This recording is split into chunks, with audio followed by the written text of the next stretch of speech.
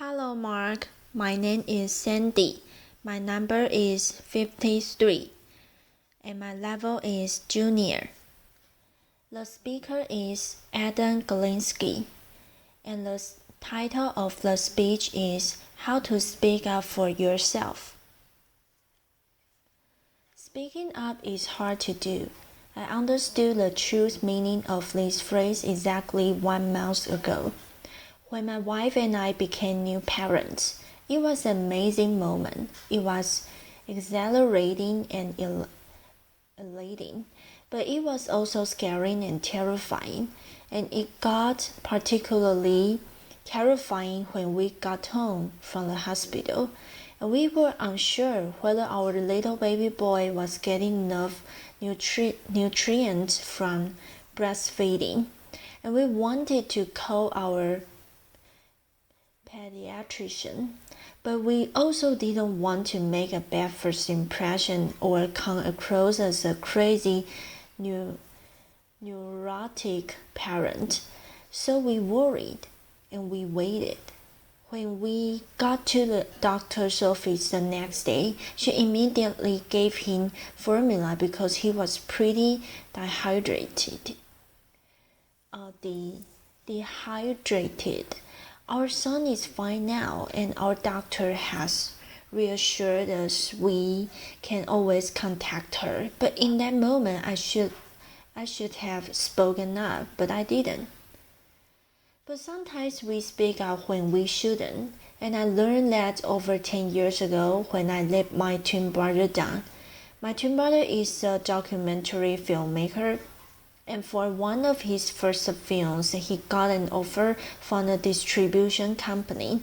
He was excited and he was inclined to accept the offer, but as a negotiations researcher, I insisted he make a counter offer, and I helped him craft the perfect one, and it was perfect. It was perfectly insulting.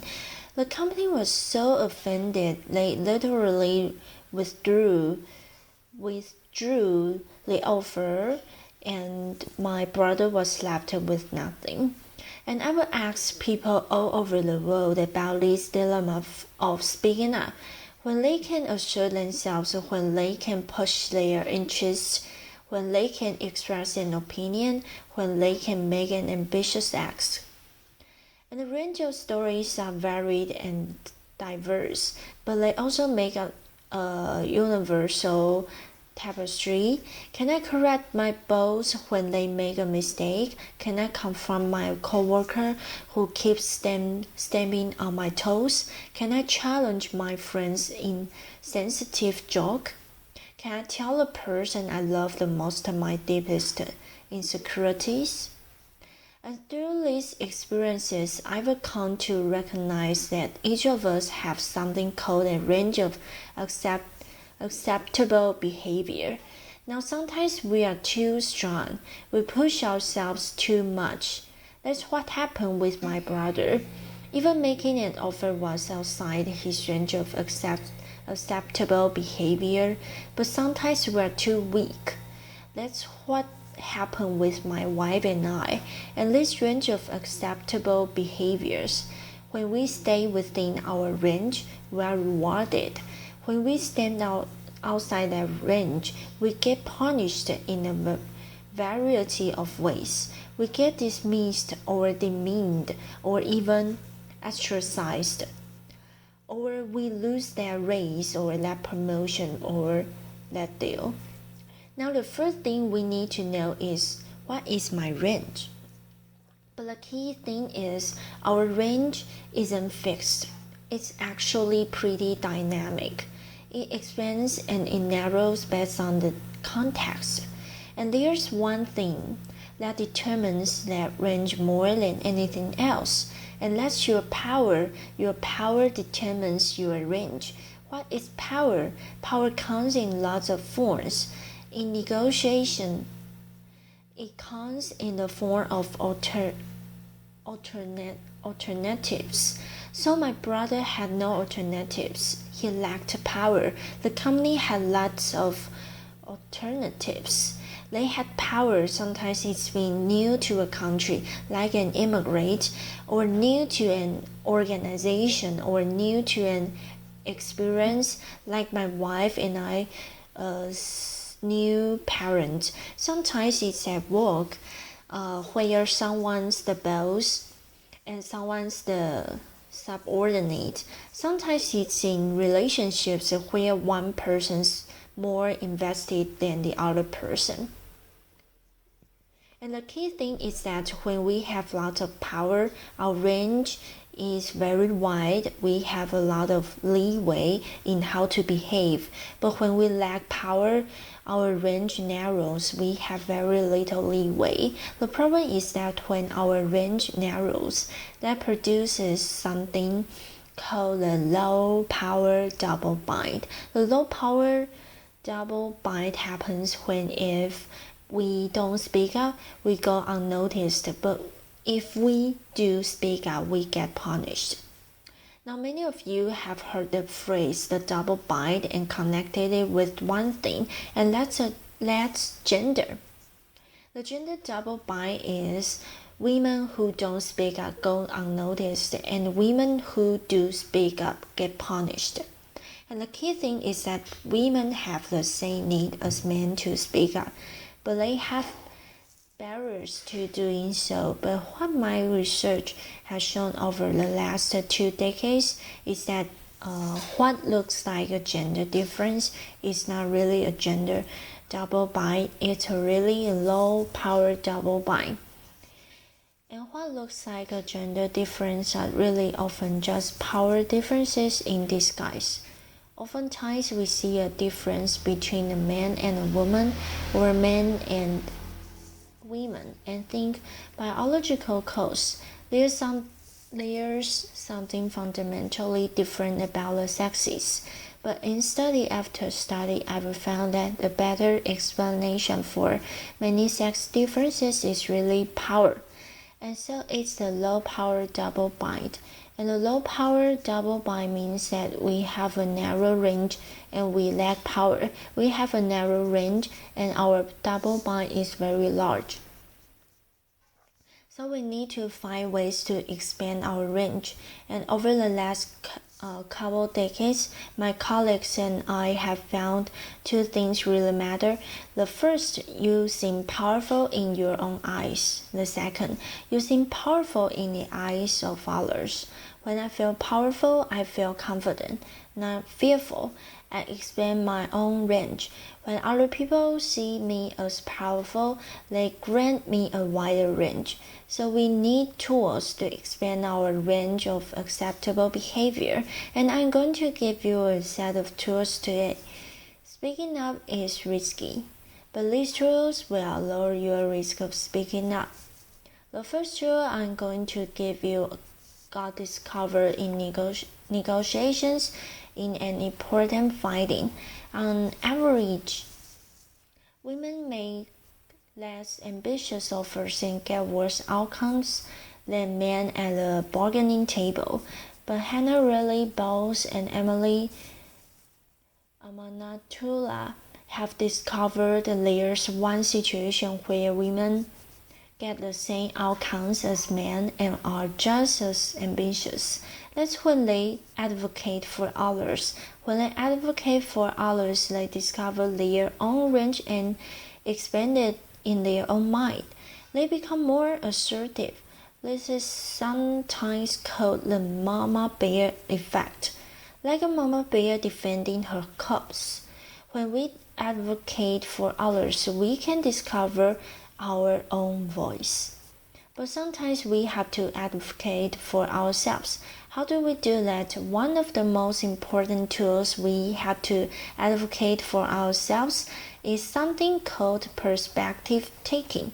And perspective taking is really simple. It's simply looking at the world through the eyes of another person. It's one of the most important tools we have to expand our range. When I take your perspective and I think about what you really want, you're more likely to give me what I really want. But here's the problem. Perspective taking is hard to do. So let's do a little experiment. I want you all to hold your hand just like this. Your finger, put it up.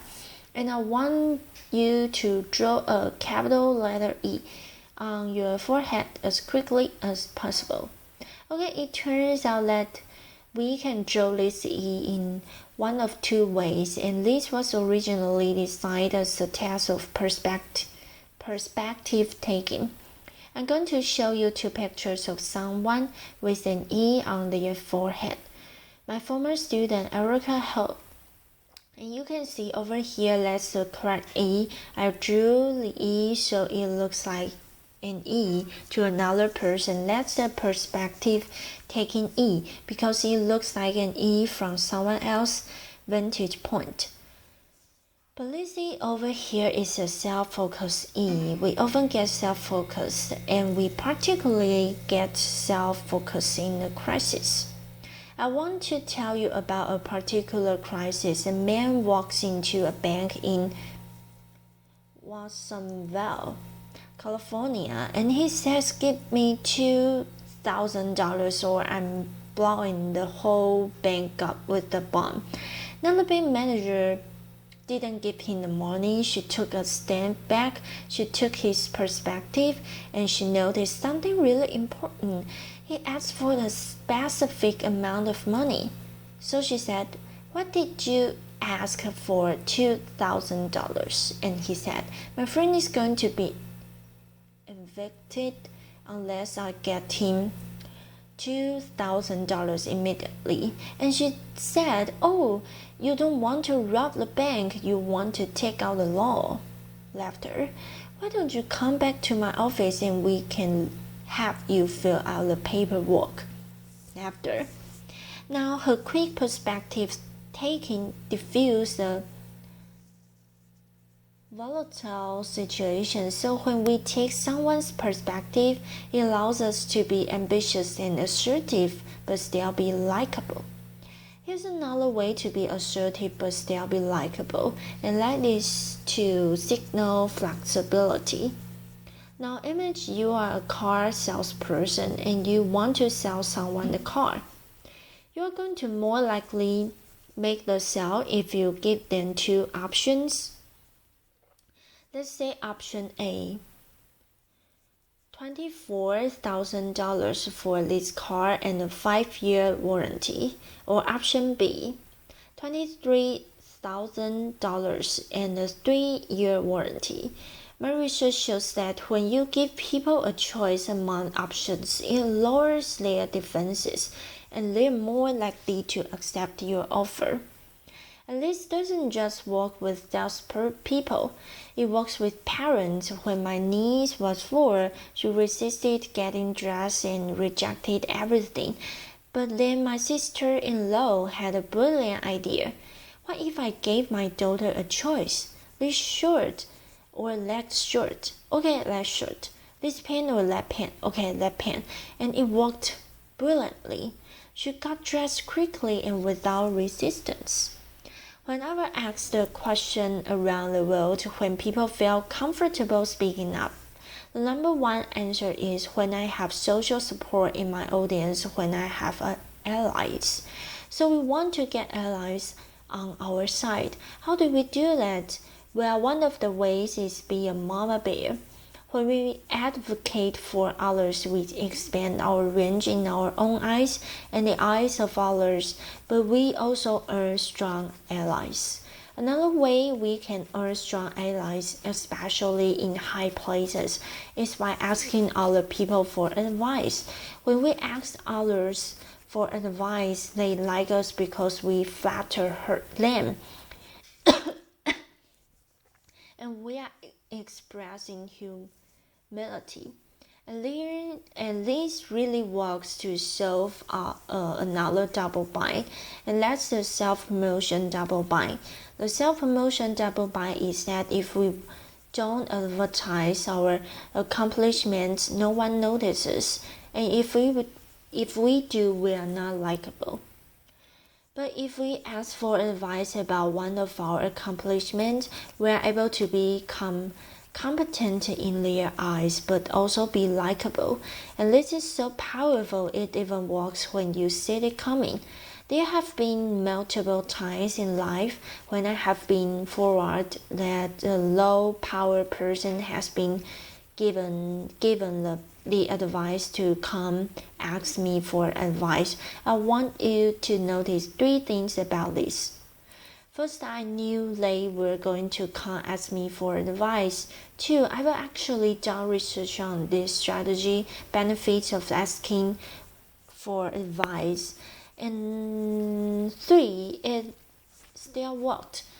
I took their perspective. I became more invested in their cause. I became more committed to them because they asked for advice. Now, another time we feel more confident speaking up is when we have expertise. Expertise gives us credibility. When we have high power, we already have credibility. We only need good evidence. When we lack power, we don't have the credibility. We need excellent evidence. And one of the ways we can come across as an expert is by tapping into our passion. I want everyone in the next few days to go up to a friend of theirs and just say to them, I want you to describe the passion of yours to me. I've had people do this all over the world, and I ask them, what did you notice about the other person when they describe their passion? And the answers are always the same. Their eyes lit up and got big. They smiled a big beaming smile. They used their hands over. I had to duck because their hands were coming at me. They talked quickly with a little higher pitch. Laughter. They leaned in as if telling me a secret. And then I said to them, what happened to you as you listened to their patient? They said, my eyes lit up, I smiled, I let in. When we tap into our passion, we give ourselves the courage in our own eyes to speak up. But we also get the permission from others to speak up. Tapping into our passion even works when we come across as too weak. Both men and women get punished at work when they shed tears, but Lizzie Wolf has showed that when we frame our strong emotions as passion, the condemnation of our crying disappears for both men and women. I want to end with a few words from my late father that he spoke at my twin brother's wedding. Here's a picture of us. My dad was a psychologist like me, but his real love and his real passion was cinema, like my brother. And so he wrote a piece for my brother's wedding about the roles we play in a human comedy. And he said, the lighter your touch, the better you become at improving and enriching your performance. Those who embrace their roles and work to improve their performance grow, change and expand the self. Play it well, and your days will be mostly joyful. What my dad was saying is that we've all been assigned ranges and roles in this world, but he was also saying the essence of this talk. Those roles and ranges are constantly expanding and evolving. So when a scene calls for it, be a ferocious mama bear and a humble advice seeker. Have excellent evidence and strong allies. Be a passionate perspective taker. And if you use those tools, and each and every one of you can use these tools, you will expand your range of acceptable behavior and your days will be mostly joyful. Thank you. Applause.